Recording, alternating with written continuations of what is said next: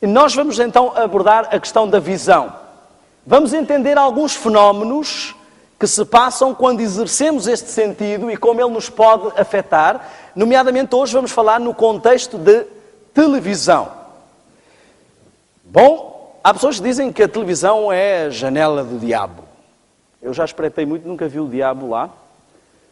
Mas eu hoje vou pular aqui toda a história da televisão em si, porque em termos oficiais não aparece o nome do diabo em nenhuma parte.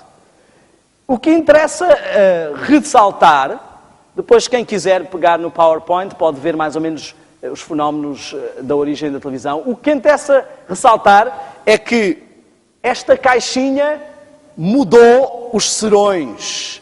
Dos anos 50 até aos nossos dias, revolucionou a forma como passamos o serão. Antigamente as famílias se reuniam todas juntas na sala de estar, à lareira, e os pais contavam histórias, os avós contavam histórias e ficava-se ali. Desde que surgiu a televisão, a reunião deixou de ser cêntrica e passou a ser voltada para a televisão. E porquê que um objetozinho tão simples, e principalmente se olharmos para as televisões dos anos 60, vamos perceber e ficar intrigados porque é que isto prendia tanto a atenção das pessoas.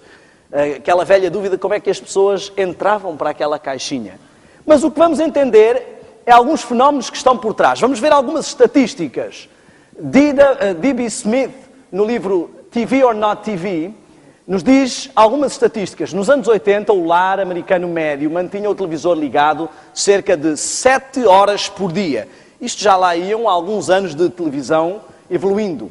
A criança média, americana média, assiste cerca de 25 a 30 horas semanais. Por volta dos seus 18 anos, já terá assistido cerca de 15 mil horas de televisão. Em comparação, terá passado apenas 11 mil horas na escola, na sala de aula. Só existe uma coisa que fazem mais do que assistir televisão, é dormir. Reparem, 25 a 30 horas semanais, estamos a falar de uma grande média de horas a assistir televisão. É quase um dia de trabalho ou uma noite, não é?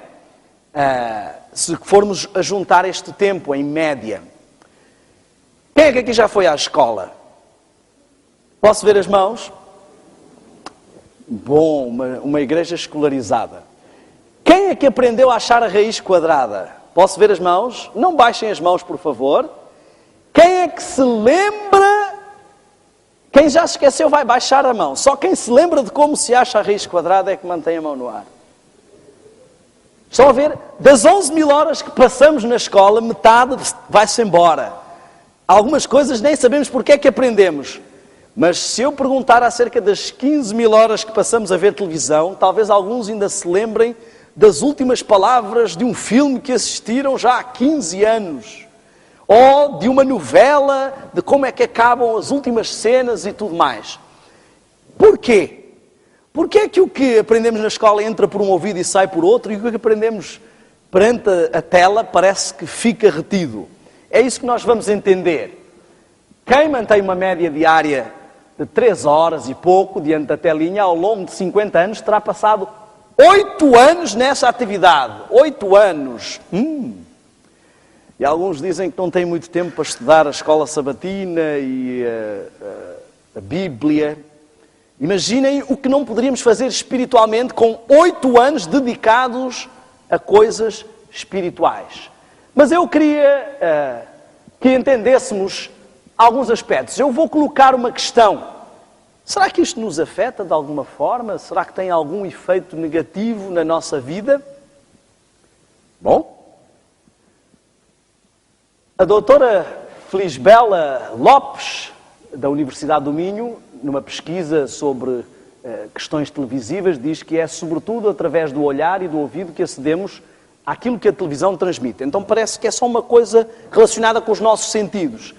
Mas é igualmente no imaginário, diz ela, eu não consigo voltar para trás aqui com o PowerPoint, mas é igualmente no imaginário que as coisas acontecem. Então ela diz que não pode haver entre estas duas vertentes uma contraposição, mas uma continuidade.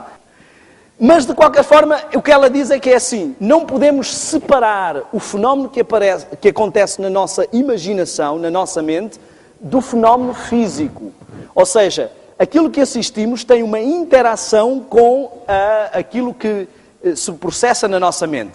E eu queria mostrar algumas experiências que comprovam isso e que me surpreenderam bastante quando, nos anos 70, a experiência de Mulholland, nos anos 70, este homem dedicou mais de uma década a fazer pesquisas sobre interações da mente. Ele fez uma experiência, ele ligou 10 crianças ao eletroencefalógrafo enquanto assistiam ao seu programa favorito de televisão. E ao contrário do esperado, isto é muito interessante, não foram detectadas ondas beta. O nosso cérebro registra vários tipos de ondas, delta, teta, beta e alfa. Então, as ondas beta indicariam uma resposta ativa da mente, como quando lemos ou conversamos. Mas, ao contrário, foram apenas detectadas lentas ondas alfa, idênticas às produzidas em estado de coma ou transe. Eu acho que não era preciso nenhuma pesquisa científica para descobrirmos isto. Basta olhar para alguém que está a assistir televisão. Não é? É a melhor hora para as esposas pedirem aos esposos qualquer coisa. Posso comprar aquele vestido? Podes. Posso levar o teu cartão de crédito? Podes. Para os papás também, os jovens, é a melhor hora. Pai, posso levar o carro? Sim. Após 2 ou 3 minutos, eles se reclinaram para trás e geraram apenas ondas cerebrais alfa. Em 2 ou 3 minutos, depois de estar a assistir televisão, o cérebro já entra num estado semelhante ao de uma hipnose. Outra experiência muito interessante da Universidade de Harvard, o Dr. Barry Hazelton, ele ligou recém-nascidos também ao eletroencefalógrafo sob a exposição de uma luz intermitente semelhante à de uma TV, mas sem imagens. Após 15 minutos, os bebés pararam de chorar e geraram ondas semelhantes às do sono no eletroencefalógrafo, embora os seus olhos estivessem abertos e observar a luz. Não é à toa que os papás, quando os meninos não querem ficar quietos, os colocam em frente à televisão. E parece que aquilo tem um efeito magnífico. Ficam calados. Eu fiz a experiência com o Joel, quando ele era um pouco menor, e pulo em frente ao computador. Experimentem, não por muito tempo, mas coloquem uma criança de pouca idade e vão ver que eles ficam, parece que estão ali, num estado de hipnose. Reparem, em 15 minutos pararam de chorar. Não havia imagens, porque às vezes as pessoas dizem assim, não, o que a gente assiste na televisão é que faz mal. Aquilo é que nos afeta. Mas se a gente assistir, não vou assistir coisas violentas e tal. Mas estamos a ver aqui que não havia imagens e estas crianças tiveram a mesma reação ao fim de 15 minutos. Dr. Neil Nedley, um adventista muito conhecido nos Estados Unidos por analisar questões do cérebro, lançou o livro, entre outros, Proof Positive, onde ele vai a fundo sobre questões cerebrais. Ele diz o seguinte: algo capaz de colocar num tipo de transe hipnótico, a televisão, fraca iluminação, luz intermitente, mudança brusca de cena a cada 3 a 5 segundos. Agora reparem neste detalhe. O lóbulo frontal não consegue funcionar na capacidade máxima. Grava a informação, a visão e a memória e as emoções, mas não analisa criticamente. Temos aqui um caso complicado. Porque normalmente, às vezes, vemos até um filme com uns palavrões, não é? E epá, a gente já sabe que isto não é correto. Ou um filme com uma cena um pouco mais, a gente diz assim, não, a gente já sabe que isto não é verdade, a gente já sabe que isto não é correto, a gente não vai acreditar nisto, a gente já sabe. Mas aqui diz que grava a informação, a visão e a memória, as emoções, mas não analisa criticamente. Reparem só no seguinte. Algo de estranho está a acontecer aqui. Quando nós queremos memorizar algo, o que é que fazemos? Repetimos várias vezes. 1 vezes 1, 1 vezes 2, 4, e assim vai. Vamos repetindo até entrar na nossa mente. Quando queremos gravar uma informação em alguém, uma das formas que se usa, pouco ortodoxa, é a hipnose. Já viram?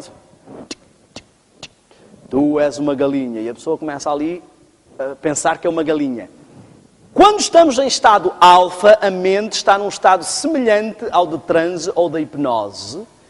E por isso ela grava toda a informação. A luz intermitente, a mudança brusca de planos, todo este ambiente, e normalmente a sala semi-escura, propiciam a um foco de luz intermitente, mudanças bruscas, é uma repetitividade que nos dá um relaxamento. Por isso é que somos capazes às vezes ficar horas ali com o comando na mão. Às vezes não está a dar nada de jeito, mas ninguém desliga, não consegue sair dali. Não é? Fica 1 hora, 2 horas, e depois lá aparece alguma coisinha e já ficamos mais umas 5 horitas só para acabar de ver. Olhem só. Agora, que tipo de informação é que as pessoas estão a gravar na sua mente e que tipo de efeito isto está a ter? Algumas estatísticas. Quanto mais tempo gastamos a ver televisão, menos tempo é gasto com questões intelectuais. Reparem, o quociente de inteligência e a perspicácia diminuem. As crianças que assistem mais televisão têm pior rendimento escolar, em geral, do que as crianças que assistem menos televisão. Porquê? Mas há mais. Há perda de estímulo à concentração. Não sei se alguns pais aqui enfrentam o problema dos filhos, parece que não se concentram com nada, parece que estão hipertensos. Há um fenómeno muito interessante. Os pais, para os filhos ficarem quietinhos, como eles ficam tranquilos em frente à televisão, ninguém te aguenta. Então vais ficar aqui a assistir um filme. Em 2 ou 3 minutos essa criança entra em estado alfa e fica ali. Quando se desliga é como se saísse da hipnose. Fica hiperelétrica porque ela só consegue ficar tranquila sobre este efeito de relaxamento semi-hipnótico. E o pai, como já não aguenta mais, toca de pôr mais um filme, mais uma dose. Chega a um ponto onde ela está praticamente viciada neste estímulo e ela fica hiperativa, não consegue mais ficar quieta, senão com um estímulo destes. Isto é sério.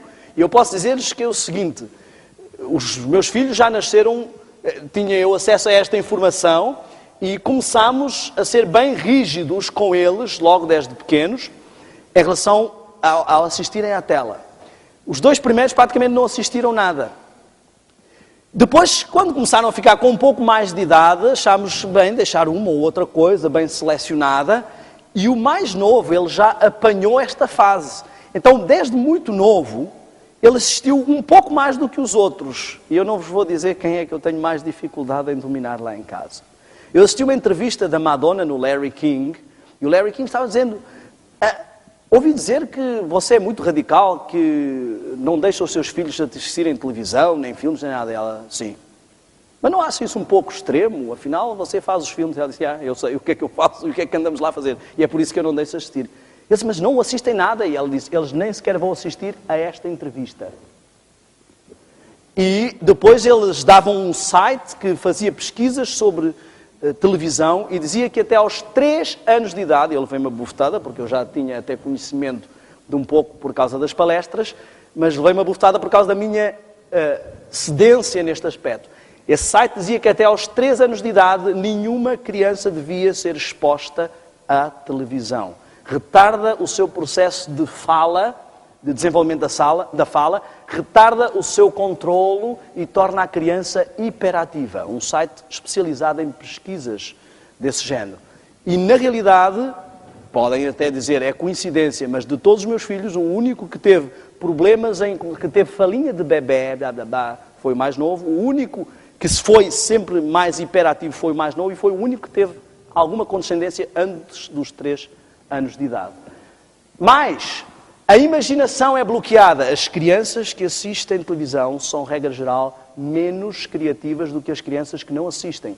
Porque A televisão apresenta um estímulo passivo. A informação já vem pronta. Não obriga a um estímulo ativo. Por exemplo, se eu começar a dizer aqui, olha, nós fomos uma vez para o norte do Brasil e andámos numa estrada, e era uma estrada, uma longa reta, e searas de um lado e do outro, e víamos lá ao fundo a paisagem, o horizonte, o sol a baixar. Cada um vai imaginar uma cena. Se isto for apresentado na televisão, a cena está pronta e todos vão ver a mesma coisa. Então não há um estímulo. Mas mais, há alguns casos mais críticos. Quanto mais televisão, mais agressividade infantil. Ninguém vai ver uma criança que não assiste televisão a brincar ou aos murros. Uma vez vi o meu filho, estavam a brincar e era pim, pim. Eu fiquei surpreendido, nunca tínhamos mostrado nada de violento, nada de... E eles nunca tinham brincado assim. Eu disse, o que é que vocês estão a fazer? Estamos a brincar. A brincar o quê? Onde é que vocês viram isso? O que é que estão a brincar? Nós vimos isto no filme de Paulo, quando Paulo estava a ser perseguido. Eu disse, interessante. E na realidade, da primeira vez que eles viram esse filme, taparam os olhos e disseram, pai, olha o que é que eles estão a fazer, estão a bater em Paulo, mas Paulo é um homem de Deus, eles não podem fazer uma coisa dessas. E depois, uns tempos, passaram a orar por mim, cada vez que eu saía para pregar, para ninguém me bater, porque às vezes as pessoas que vão pregar...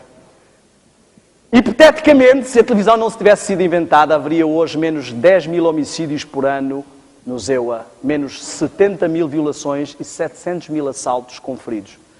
Às vezes dizem, não, e que exagero, isto não nos afeta assim tanto. A gente já sabe que aquilo não é correto. Se eu colocar uma arma na mão de qualquer um nesta sala, eu acredito que a maior parte sabe exatamente o que fazer, como puxar a culatra, como trocar o carregador, e nunca ninguém teve aulas de tiro. Onde é que aprendemos? Em estado hipnótico, em lições, nos filmes, nas novelas, naquilo que assistimos.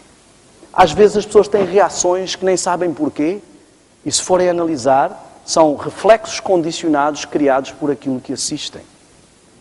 Bom, estereótipos raciais e sexuais, um dos grandes marcos da televisão e da mudança da sociedade é que ela condiciona a nossa forma de pensar e muda a estrutura psicológica da sociedade. Reparem, se há 30 anos atrás eu entrasse no escritório e dissesse, ei pessoal, tenho um anúncio a fazer, eu sou gay, o patrão ia-me chamar, vem cá à minha sala, e ia acontecer o quê comigo? Rua. Se hoje entrar no escritório e disser, ei pessoal, tenho um anúncio a fazer, eu sou gay, e o patrão me chamar até à sala dele e mandar para a rua, o que é que vai acontecer com o patrão? Processado. De onde é que vem? O que é que mudou? O que mudou é que nós temos sido bombardeados de que rejeitar isto é preconceito. Não é à toa que as novelas são acerca de espiritismo, vida para além da morte, lésbicas, só se escolhem destes assuntos, não é? Porque o objetivo é, enquanto está em estado alfa, toca a carregar a informação que nós queremos. Não é à toa que se gasta... Eu tenho uma palestra sobre televisão, sobre publicidade, nós não vamos falar muito sobre isso, mas não é à toa que se gasta milhões, bilhões em publicidade. Os publicitários vão dizer assim, não, isto não afeta nada. Mas quando vendem o produto deles, dizem, basta 2 ou 3 segundos e toda a gente vai comprar o seu produto. E não é à toa que o horário nobre, os preços vão lá para cima. Há até uma distinção no meio publicitário, que é o above the line e below the line. Ou seja, tudo aquilo que é nos mídias que têm grande influência, como televisão, ou tudo aquilo que são mídias de menos influência, que são papel e coisas assim. Perda de interesse escolar e pela leitura. Isto é uma pesquisa feita com 650 mil estudantes em 4 mil escolas diferentes. Quanto mais assistimos televisão, menos vontade temos de ler e menos interesse e concentração conseguimos ter. É por isso que hoje em dia a igreja se tornou uma coisa muito monótona. E nos programas de jovens, se não houver aqui alguém a dançar, a oferecer alguma coisa, ninguém vem. Tem que haver interesse, porque nós estamos habituados a hiperestímulos. Reparem, nós somos capazes de ficar até às 3 da manhã a tentar assistir ao final de um filme, mesmo assim já com os olhos a cair para o lado. Mas agora experimentem fazer a mesma coisa com a Bíblia. Eu digo que é a hora que as pessoas mais concordam com o que está escrito na Bíblia. Quando acordarem será 3 da manhã e não se lembram nem que passagem é que estavam a ler, não é? Hábitos de saúde e atitudes mesquinhas. Eu vi um cartoon extraordinário. Mostrava um jovem e uma televisão dos anos 80. E tinha a data. E depois mostrava 2010. A televisão tinha ficado mais fina e o indivíduo tinha ficado mais gordo. Este foi o processo inverso. Portanto, a televisão e a nossa barriga são inversamente proporcionais. Quanto mais fina fica a televisão, mais larga fica a nossa barriga. Porque os hábitos há coisas que estão intimamente ligadas à televisão. O sofá e as pipocas. Ou as batatas fritas. Em alguns casos as cervejas ou os refrigerantes. Enfim. Mas eu queria que analisássemos um pouco o fenómeno do que se passa no nosso cérebro. E agora é que isto vai entrar no campo espiritual. E não só, e vamos entender porque é que isto tem efeitos na nossa vida imperceptíveis e resultados que nós nunca associaremos diretamente à televisão. Nós vamos falar um pouco sobre o lóbulo frontal. Temos várias partes no cérebro que interagem, mas eu queria focar-me no lóbulo frontal, que falava o Dr. Neil Nedley há pouco. O lóbulo frontal, qual é a importância desta parte da nossa mente? É onde assenta todo o juízo, a razão, o intelecto, a consciência, a espiritualidade, o estar ciente, a vontade e o poder de decisão. Ups! É o centro de comando do nosso ser. Se vocês fossem o diabo, eu sei que alguns quase que são, não é? Terríveis. Mas se vocês quisessem dominar alguém, sabendo que o lóbulo frontal é o centro do comando do domínio do indivíduo, por onde é que começariam? Eu queria que vocês prestassem bem atenção a este aspecto, porque nós vamos falar de várias atividades que exercemos com os nossos sentidos e vocês vão ver como a estratégia do inimigo é sempre a mesma. Começa por hipnotizar o lóbulo frontal, pô-lo em estado alfa, em estado de semi-transe, transe semi-hipnótica. Reparem, qual é o principal problema que nós enfrentamos hoje espiritualmente? Queremos fazer as coisas, mas não temos vontade e poder de decisão. Não há sinergia dinâmica para conseguir realizar o que sabemos que é correto. Mas, se formos ao ginásio todos os dias, vamos ficar com um grande físico.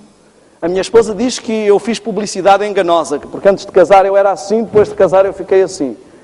Então, se deixamos de ir, o que é que vai acontecer com todos esses músculos? Não sei se vocês já viram fotografias de Arnold Schwarzenegger na praia. Bom, não quero denegrir ninguém, mas o que eu quero dizer é que as pessoas que param de exercitar, tudo aquilo vai se transformar em não tão musculado. A mesma coisa acontece com a nossa mente.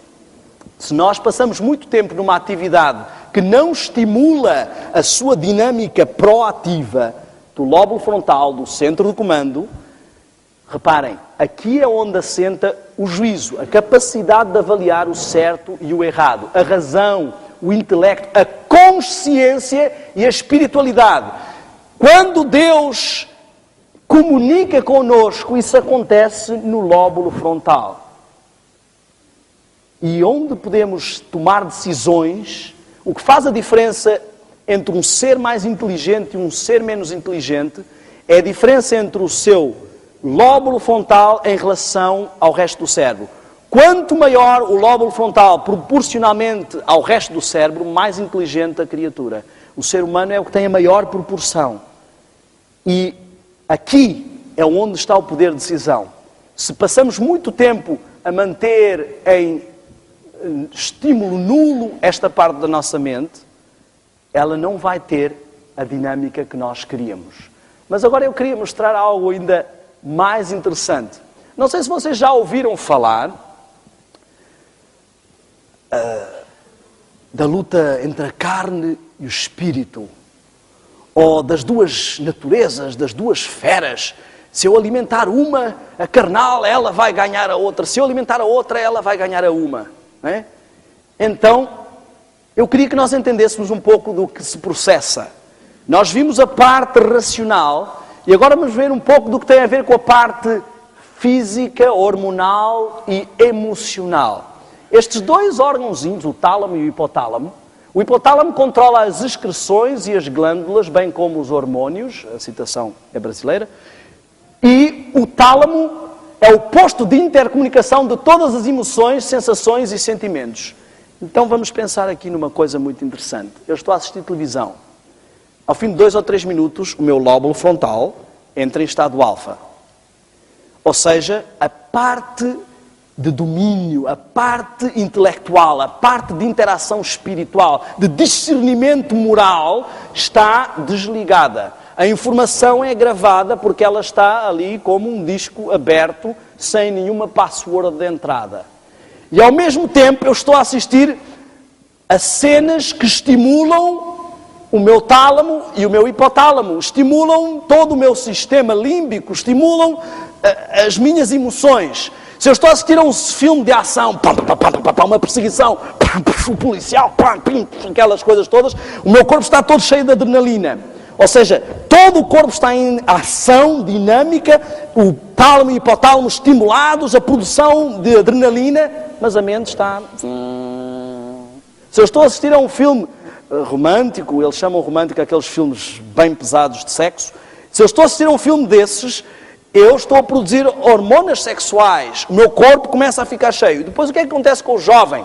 Ele passa muito tempo neste tipo de atividades. Houve aquelas músicas, yeah, baby. Houve aqueles filmes, assiste a estas coisas. Está sempre a produzir hormonas sexuais, adrenalina, e está sempre a atrofiar o seu lóbulo frontal. Meu amigo, ele pode até vir para a igreja, ouvir dizer que não deve praticar sexo antes de casar. Pode tomar as duchas frias que quiser. Mas ele não tem autodomínio.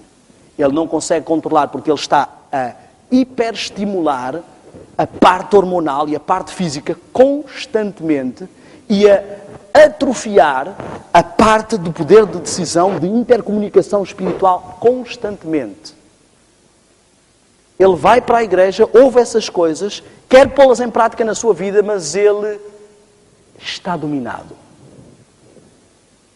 Reparem, temos então uma guerra entre o lado racional e espiritual, também diria, e o lado sensorial e emocional. Deus quer de nós um culto racional. Oba! Então vamos atrofiar o lado onde Deus quer o culto.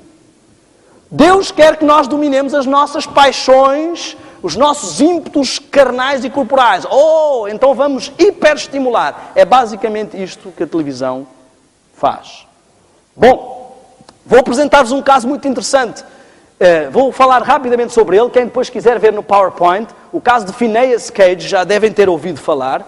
Phineas Cage foi um capataz, um operário do caminho de ferro, e ele teve um acidente terrível, uma explosão de uma barra atravessou, uma explosão ao dinamitarem para fazerem a passagem do caminho de ferro, a barra que ele estava a calcar a pólvora atravessou o seu lado e saiu pelo lóbulo frontal.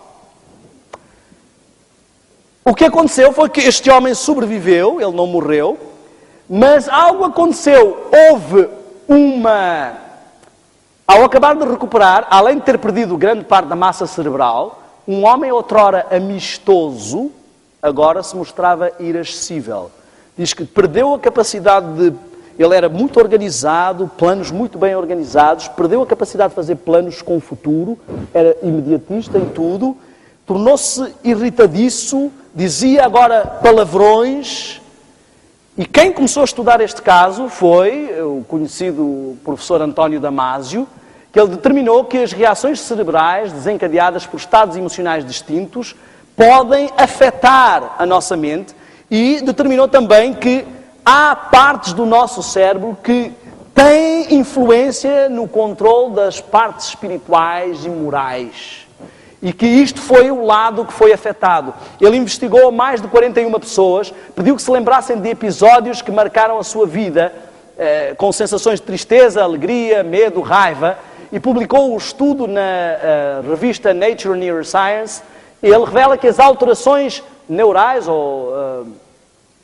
acabam por, neurológicas, não é? Diríamos aqui, obrigado, acabam por preceder as manifestações de sentimentos. Ou seja, quando eu estou a assistir a um filme, a cada emoção despejada não é só um fenómeno físico, é também um fenómeno mental. Há toda uma interação de desequilíbrio. Certas emoções desencadeiam mudanças cerebrais que mudam a química do organismo e podem causar reações físicas. Agora imaginem o que é estar constantemente exposto a este estímulo. Basicamente as pessoas assistem televisão todas as noites. Vamos falar um pouco sobre jogos de vídeo. E eu vou dizer que eu não falo muito sobre jogos de vídeo na palestra. As pessoas sempre me perguntam: "Oh, irmão, porquê que não apresenta mais detalhes sobre jogos de vídeos?" Eu vou dizer porquê que eu não apresento. Quem já comprou um jogo de vídeo, já leu a informação que está na parte de trás, porque é obrigatório por lei escrever lá. Diz assim: este produto pode causar epilepsia. Se começar a notar espasmos ou reações estranhas, pare imediatamente de jogar e consulte um médico. Eu não sei se é preciso dizer muita coisa numa palestra sobre isto. O que é que vocês diriam se fossem ao supermercado e houvesse uma embalagem que diz assim: esta comida pode causar envenenamento. Se começar a revirar os olhos e a espumar da boca, pare imediatamente de comer e consulte um médico. Acham que é preciso dizer alguma coisa numa palestra sobre isto? O próprio produto já avisa do perigo que é, mas as pessoas acham que não há problema nenhum. E ainda espero que se diga alguma coisa. Então eu vou falar muito pouco sobre jogos de vídeo, mas eu vou-vos dizer algo. Se a intermitência da televisão causa um estado hipnótico e a hiperação e hiperestímulo causa uma forte produção hormonal, aumentem isto a 10 ou 20 vezes num jogo de vídeo. A começar por joguinhos de crianças. Não sei se lembram do antigo Sonic, um boneco que não parava quieto um segundo, havia sempre uma parte do corpo a mexer. E depois como é que queremos que as crianças parem quietas? Elas estão habituadas a ver um indivíduo que está sempre... É a intermitência constante, uma hiperação constante. Mas, no estado hipnótico, temos aqui uma experiência do Dr. Sanjay Gupta. Ele é o médico, um dos principais médicos da CNN. Ele fala sobre jogos de vídeo violentos e ele explica como as partes do cérebro que interagem com a realidade e a fantasia sofrem um desequilíbrio nos seus estímulos e começa-se a misturar uma coisa com a outra. As pessoas sofrem estímulos fantasiosos, mas que são tão fortes, tão realistas, e hoje em dia os jogos são 3D puro, não é? Tudo muito realista, para não falar das pessoas que usam máscaras de 3D, realidade virtual e aquelas coisas todas. Chega a um ponto que não há percepção. Isto também acontece a um nível um pouco menor com a televisão. Não sei se já repararam, mas as pessoas têm a tendência de transpor para a vida real o que veem nas novelas. Ai, vizinha, eu acho que o meu marido está com outra. Ai, é? Olha, faça como a Joana da novela, ponha-o a dormir no sofá que ele vai aprender lição. São coisas do mundo da fantasia. E as pessoas transportam para a realidade como se fosse a lição. Nos Estados Unidos, uma das coisas que a gente reparou é que os polícias, parece que estamos a ver um filme. Transportam para as pessoas se comportam no dia a dia como se estivessem num filme. Elas vivem aquela situação. Não sei se já aconteceu, não deve ter acontecido porque aqui os namorados não brigam e os esposos e as esposas também não brigam.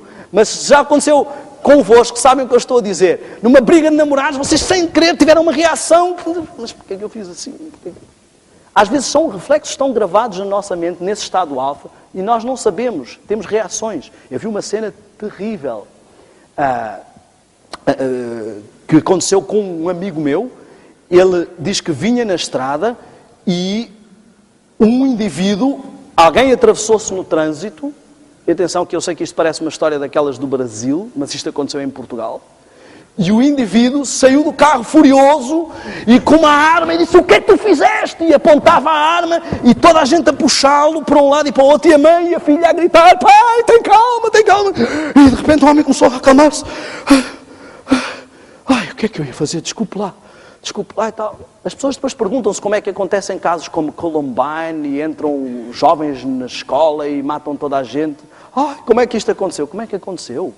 O que é que estas pessoas estão a assistir?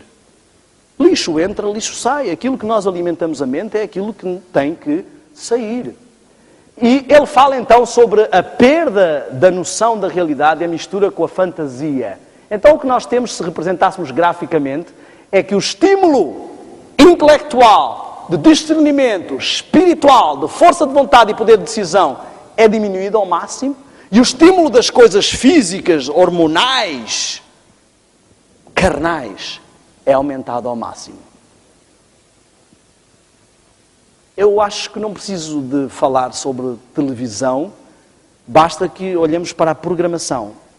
Eu já experimentei várias vezes, às vezes vou pregar a lugares distantes, fico sozinho em algum lugar e estou num apartamento que tem televisão ou no hotel e eu vou fazer uma experiência. E ligo a televisão. E não dá para assistir, honestamente, 5 minutos. Honestamente, 5 minutos. Claro que se estivermos muito absortos naquilo, nós não distinguimos, mas se estivermos a olhar com sentido crítico, são 5 minutos e começa logo, há sempre alguma coisa. Até nos horários infantis é perigosíssimo. Às vezes, no intervalo de um programa infantil, vem um anúncio de um programa que vai dar à noite. E as crianças ficam logo ali bombardeadas. Eu quero dizer-vos que eu sou apaixonado por televisão. E eu sei que há pessoas que dizem assim, não há problema termos televisão em casa, desde que a gente saiba controlar e assistir com senso. É por isso que eu não tenho televisão em casa. E eu acredito que deva ser assim, que deve haver pessoas que conseguem se controlar. Ainda não conheci nenhum.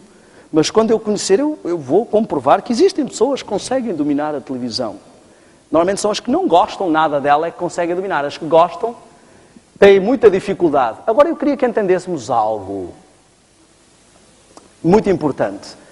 A lei de Deus, que representa o caráter, onde é que Deus quer gravar a sua lei? Ele diz assim em Deuteronômio 6. Temos aqui alguns erros, depois para corrigir, a versão nova já vem com correções. Estas palavras que hoje te ordeno estarão no teu coração. Domínio sobre o emocional. Tu as inculcarás a teus filhos e também as atarás como sinal, marca, na tua mão e te serão por frontal entre os teus olhos. Ou seja, a forma como Deus grava a sua informação, o seu caráter, a transformação da nossa vida, é no centro de comando do nosso ser. Ele quer que a sua lei esteja impressa, seja o modelo comportamental e entre os teus olhos, ou seja, tenha um domínio sobre o que vemos, tenha um domínio sobre o nosso ser. Interessantemente, eu queria que entendessem algo muito sério. Porque é exatamente aí que o inimigo quer gravar o contrário da lei de Deus. Olhem só, pensem só. A lei de Deus representa o seu caráter. Deus quer gravar no centro do comando do nosso ser um modelo comportamental semelhante ao dele. E exatamente aí, em contraposição, o diabo quer gravar um modelo comportamental oposto ao de Deus. Existem muitas pessoas preocupadas se o sinal da besta é um código de barras, se é um 666 na testa. Já até ouvi dizer que é o www da internet, porque é V1, 666, que é o 666 dos cartões de crédito, do código de barras. Pode até ser que essas coisas façam todas parte de um sistema de controle. Agora, honestamente, em vez de estar preocupados com como é o sinal da besta, eu estaria mais preocupado, em vez de estar preocupado com o que é o sinal da besta, eu estaria mais preocupado com como é o sinal da besta. Porque, na realidade, muitos adventistas estão a dizer, quando sair o decreto dominical, eu estou por Deus. Se repararmos bem, do decreto dominical, a questão ali é o sábado, a autoridade de Deus, o selo, a marca de Deus, que é o culminar de toda a sua lei. O selo é a autoridade da lei. Ou seja, é o selo final que aprova o caráter dos seus filhos. Quando formos selados, significa que Deus está a dizer, este produto está aprovado, este filho reflete o caráter de Deus, a lei de Deus. E o sábado não é uma coisa isolada, é o símbolo dessa autoridade. E o inimigo já está a gravar na mente de muitos adventistas o contrário, uma outra autoridade, um outro modelo comportamental, um outro perfil de caráter. E eles estão tranquilamente a deixar. Mas acham que quando chegar o decreto dominical vão tomar uma decisão muito sólida. Quando chegar o decreto dominical nós vamos apenas exteriorizar o caráter que está gravado no centro de comando do nosso ser. Por que é que esperamos decidir por Deus quando sair um decreto, se sem haver decreto nenhum não conseguimos nem tomar uma decisão por Deus? Nem às vezes dar prioridade às coisas espirituais em vez das outras que nos atraem. Nem às vezes ler a Bíblia em vez de assistir a um filme. Nem às vezes fazer um serão ou vir para uma reunião de oração em vez de irmos para uma festa. Mas quando sair o decreto dominical vamos tomar a decisão. Meus amigos, na realidade o inimigo já está a gravar o sinal da besta na mente de muitos. No final ele só consumará esse ato. Reparem, quando Deus quer gravar na nossa mente, no lóbulo frontal, não roubarás, ele grava em estado hipnótico alfa na nossa mente roubos perfeitos. Onde Deus quer gravar na nossa mente não matarás, ele grava em estado hipnótico crimes violentos. Onde Deus quer gravar não cobiçarás, ele grava inveja e ciúme. Onde Deus quer gravar não mentirás, ele grava um mundo irreal da fantasia, da mentira. Não adulterarás, ele nos mostra sexo sem limites. Não dirás falso testemunho ou palavras vis, é o que ele nos vai gravar. Não terás outros deuses, ele faz com que este objeto se torne um Deus e que as coisas que ele apresenta se tornem os nossos modelos e ambições. Metade das coisas que ansiamos, das dívidas que temos, daquilo que buscamos, surge dos mundos fantasiosos que são criados na nossa mente. Eu arrisco a dizer aqui, sem medo algum, que 90% dos casamentos destruídos podem agradecer à televisão. É criado na mente do homem um modelo feminino que ele vai perseguir, esquecendo maquilhagem e Photoshop. Ele vai perseguir aquele modelo. E muitos homens estão infelizes com o corpo da sua esposa, com a intimidade da sua esposa, porque criaram uma fantasia na sua mente que não conseguem atingir.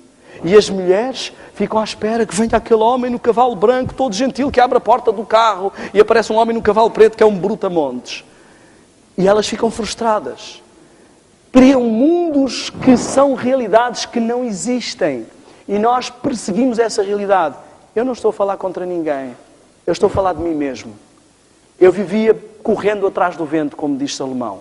Atrás de uma ilusão de fantasia, de felicidade, de momento, de prazer, de bem-estar, de algo que eu sei que existe. Saímos dos filmes inspirados por isto. Saímos com esta realidade, vivemos e respiramos estas fantasias e perseguimos isso na nossa vida. Queremos encontrar isso. Eu descobri uma coisa. Os feios não sabem amar. Eu sou a única exceção. Os feios... Vocês já viram algum filme romântico que o casal fosse feio? O amor é para os lindos. Até as pessoas mais feias saem para a rua, querem casar e têm que ser com uma pessoa bonita, porque foi isso que viram nos filmes. Nos filmes, a coisa mais romântica que há é lavar a louça. Tu é que lavas a louça sempre lá em casa? É briga lá em casa. Hoje lavo eu. Não, hoje lavo eu. É assim, não é? Mas nos filmes aquilo é maravilhoso. É uma realidade fantasiosa. Os jovens casam-se a sonhar com um mundo que não existe. A televisão, as novelas, o cinema criaram uma norma. Se não estás feliz, chuta o balde. Tu mereces ser feliz. Casamento não se trata de quem merece ser feliz. Trata-se de quem está a fazer por fazer feliz o outro. Tens que encontrar o amor, a pessoa certa para ti. A pessoa certa para ti não existe, constrói-se. O amor constrói-se. O amor não é uma emoção momentânea. Nos filmes tudo acaba bem. E nós transpomos isto para a realidade. Há uma diferença muito grande. Há um ditado português que eu gosto muito, que é: falar de touros não é a mesma coisa que estar na arena. Uma coisa é conversar, mas estar na arena é outra coisa. Já viram os homens a falar de futebol? Marcar um golo é muito fácil. Mas põe lá no campo Aqueles barrigudos gostam de ficar lá nas bancadas, a falar sobre o que está a passar lá, e a dizer que este é tal, que é coxo. Mas é diferente estar lá dentro. Nos filmes, assistimos rock e tal, e soa e tal. Em 2 segundos ele ficou com um físico extraordinário e vai lá e ganha o combate. Parece que está todo rebentado. Vão lá experimentar treinar. Quantos meses de suor? Não tem nada a ver com o que estamos a ver. São realidades pré-concebidas, encaixotadas, empacotadas, que passam a fazer parte do nosso imaginário. Daquilo que eu chamo, existe o significado e o significante. Quando nós dizemos uma palavra, imaginamos algo na nossa mente. E o que acontece é que a televisão cria novos significantes, ou novos significados para cada significante da nossa vida. Amor passa a ter uma imagem latente. Felicidade passa a ter uma imagem latente. Mulher perfeita passa a ter uma imagem latente. E nós vivemos numa ilusão. Muitos, se não se aperceberem disso, vão ser infelizes nos seus casamentos, vão ser infelizes em tudo. E na sua vida espiritual vão ser um traste. Não vão ter dinâmica nem força espiritual. Eu quero dizer-vos o seguinte.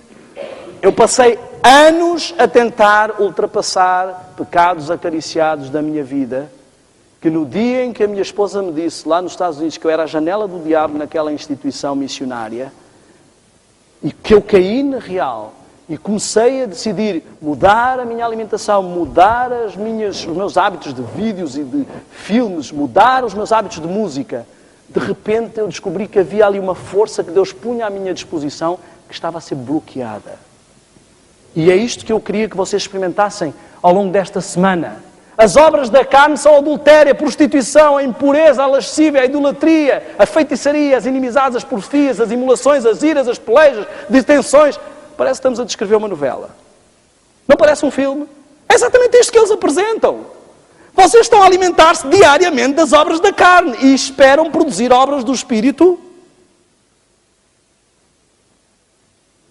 E depois perguntamos como é que a nossa vida espiritual não avança. Como? Ela avança para trás. Invejas, homicídios, bebedices, glutonarias e coisas semelhantes a estas não herdarão o reino de Deus. Quanto mais nos alimentarmos das coisas que não fazem parte do reino de Deus, menos vontade temos das coisas que fazem parte. Aquele que anda em justiça, que fala com retidão, tapa os seus ouvidos para não ouvir falar de derramamento de sangue e fecha os seus olhos para não ver o mal. Este é o que anda em justiça. Não diz lá para não fazer o mal, nem sequer para ver. Aquele que contempla é conivente com o que faz. Paulo, quando viu o apedrejamento de Estevão, foi conivente. E quando nós estamos a assistir aquilo que se passa na televisão, estamos a ser coniventes com o que se passa. A candeia do corpo são os olhos, de sorte que se os teus olhos forem bons, todo o teu corpo terá luz. Se, porém, forem maus, o teu corpo será tenebroso. Se, portanto, a luz que em ti são trevas, quão grandes serão tais trevas? Como é que está a luz do seu corpo? O que é que está a alimentar? Se o teu olho te escandalizar, arranca-o e atira-o para longe de ti. Não é preciso tanto, basta atirar a televisão. Se ela te está a escandalizar, ai, que fanatismo, deitar a televisão fora. Eu prefiro entrar no reino do céu sem televisão e ser um fanático de ficar do lado de fora por ela me levar e arrastar e alimentar de forma negativa. Meu amigo, isto é a coisa mais normal do mundo. Tens um câncer no pé, não vai dizer assim, mas o meu pé, eu amo o meu pé é lindo, eu quero o meu pé. Que disparate cortar o pé. É preferível cortar o pé fora e ficar com o resto do corpo bom do que o câncer se espalhar por todo o lado. Se vais continuar nessa ilusão de que vais dominar a televisão, bem-vindo ao mundo dos sonhos. Há pessoas que passaram o resto da vida assim. Eu posso dizer-vos que descobri que desde que descartámos a televisão da nossa vida, ela afinal não fazia falta nenhuma lá em casa. E vocês vão descobrir o mesmo. Vão descobrir que têm tempo para mínima coisas que nem pensaram que tinham. E quanto mais assistem televisão, menos vontade têm de outras atividades. Os meus filhos, a nossa meditação em casa, a minha esposa lia um pouco da Bíblia, um pouco de um livro, fazíamos algumas coisas, contavam uma história. Quando começámos a passar uns filmezinhos, não queriam outra coisa. Cada dia diziam, vamos fazer o que hoje para a meditação? Pode ser um filme, pode ser um filme. Se deixássemos, era um filme todos os dias, porque começa a criar um estímulo viciante.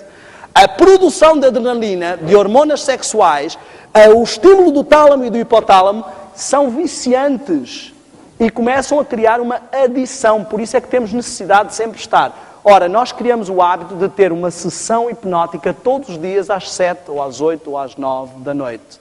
Todos os dias nos habituamos a relaxar a mente e produzir hormonas agradáveis.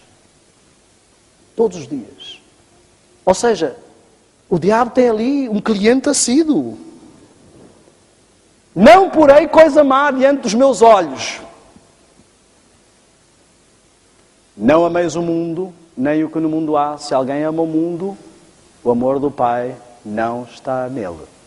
Porque tudo o que há no mundo, a concupiscência dos olhos, não é do Pai, mas é do mundo. Eu quero que sejamos sinceros.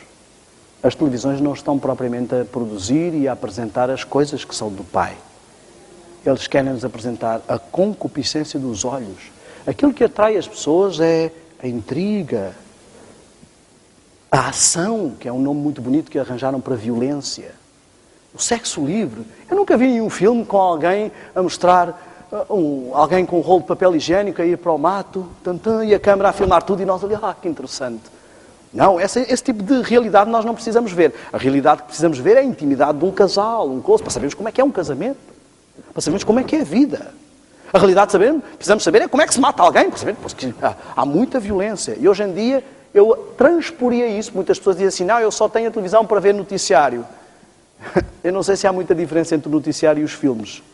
O noticiário tornou-se tão sórdido que a coisa mais normal, eu não sei, eu assisto as notícias normalmente na internet, a CNN ou assim, só entro e vejo as notícias para não ter que levar com carradas de publicidade. E há muitas notícias que dizem lá, esta notícia tem imagens chocantes. Para as pessoas que são sensíveis, não aconselhamos que vejam. As coisas que não servem para as pessoas sensíveis não servem para ninguém.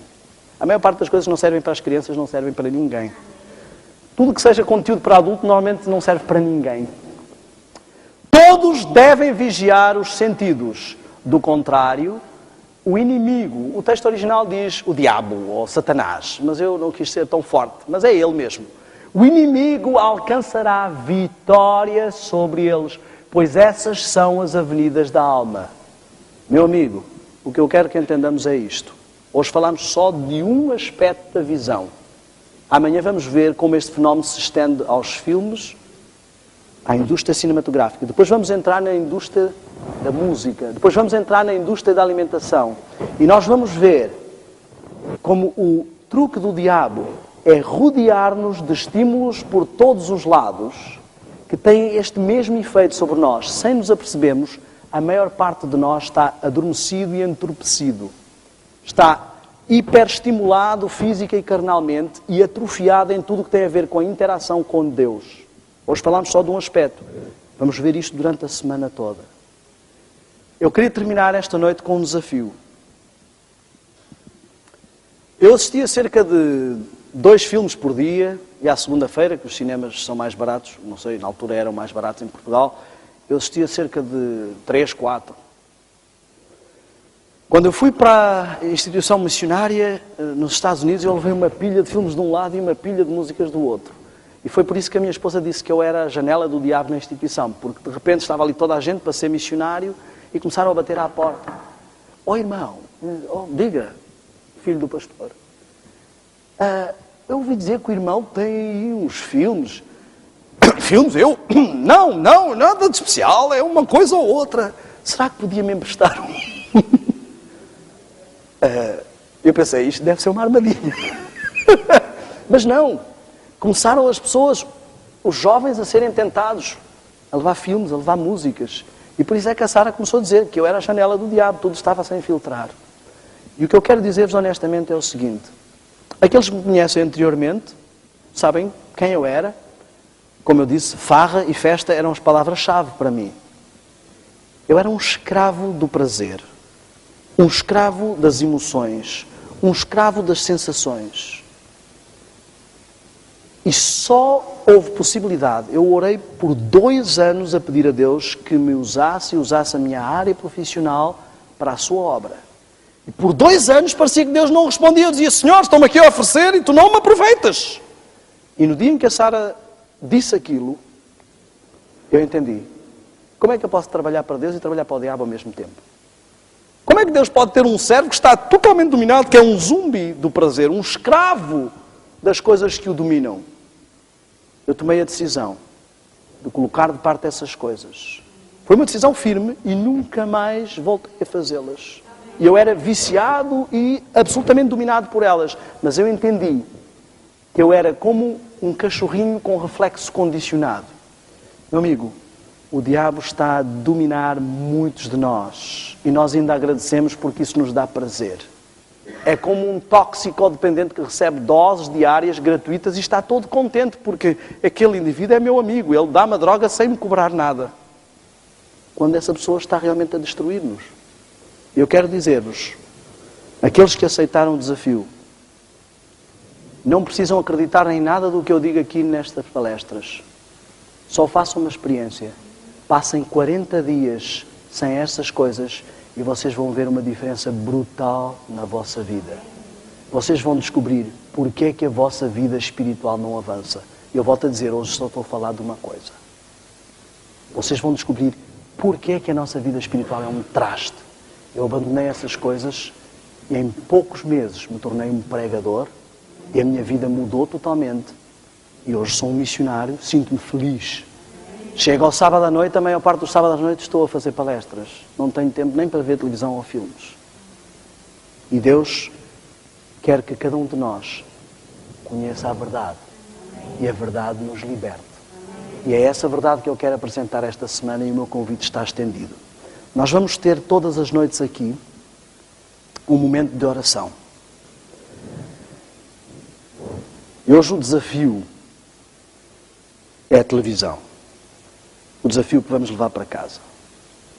A televisão é o Golias de muitos lares. E muitos de nós nos sentimos mais pequeninos do que Davides. Mas eu queria que entendêssemos a lição que Deus nos ensina ali. A lição que Deus nos deu foi: aqueles que vão entrar na terra prometida são os que confiarem no meu poder para vencer gigantes. E a lição foi que Davi era o menorzinho de todo o povo de Israel. Todos em Israel tinham mais condições para enfrentar Golias do que Davi. E ninguém entre os filisteus tinha mais condições para enfrentar o povo de Israel do que Golias. E Deus mostrou que o maior monstro do inimigo pode ser vencido até pelo menorzinho do povo dele, se ele disser assim: eu venho a ti em nome do Senhor dos Exércitos. Todos estavam a pôr a força nas suas armaduras, nas suas técnicas de guerra, e por isso é que não venceram. Eu já contei ontem aqui a minha experiência com o YouTube. E eu estou aqui apenas para dizer o seguinte: a ti, que tens andado por anos sem vencer os teus gigantes e sem achar que é possível, o motivo por que Deus me enviou à tua igreja esta semana é este. É para que olhes e vejas, se aquele indivíduo pôde, pelo poder de Deus, eu também consigo. Eu quero que esta noite acredites que é possível, que reflitas sobre o que falámos aqui.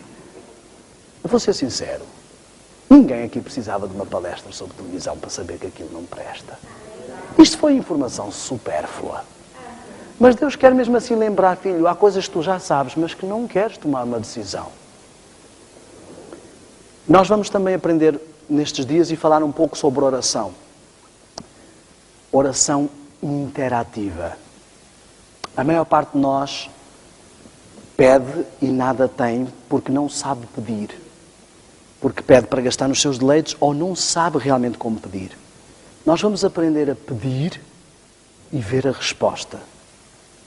Hoje vamos apenas exercer uma coisa do pedido. Amanhã vamos falar sobre como é que Deus responde ao nosso pedido. Visto que não ouvimos às vezes vozes, nem vem nenhum anjo para dizer nada. Hoje vamos falar sobre algo. O exercício da fé. E eu preciso que cada um de nós acredite que é possível vencer o seu gigante. Pode não ser a televisão. Pode haver outra coisa que te domine. Podem ser os jogos de vídeo. Se não acreditares que é possível vencer o teu gigante, realmente não é Salomão diz, assim como o homem acredita no seu coração, assim é. Então eu queria que hoje tu exercitasses uma oração de fé. Deus está a mandar aqui um ex-viciado em televisão para te dizer que é possível. Pode ser qualquer outra coisa. Eu era viciado em muitas outras coisas que vocês vão descobrir esta semana. E Deus está a dizer que é possível. Eu queria que tu hoje fizesses uma oração diferente. Não chutasses apenas palavras para cima.